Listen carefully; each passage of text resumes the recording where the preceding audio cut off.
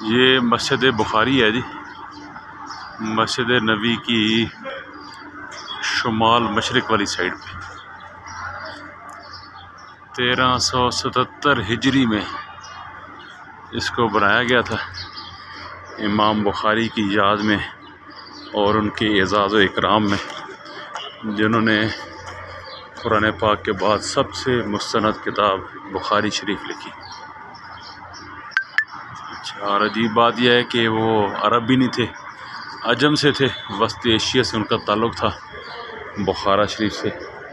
और उन्होंने एक उम्मत के लिए ऐसा ज़बरदस्त नदी काम किया कि रहती दुनिया उनकी शुक्रगुज़ार रहेगी कि इमाम बुखारी ने क्या ज़बरदस्त नदी अहादीस का मजमूआ लिखा और उनको तदवीन किया और तरतीब दिया कि अरब लोग भी जो है उनके मोतक़िद बन गए।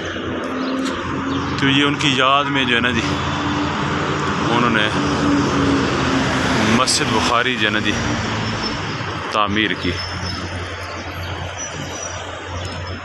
ये सामने हरम की एक्सटेंशन हो रही है और ये सामने मस्जिद नबी की छतरियाँ हैं और ये मस्जिद बुखारी।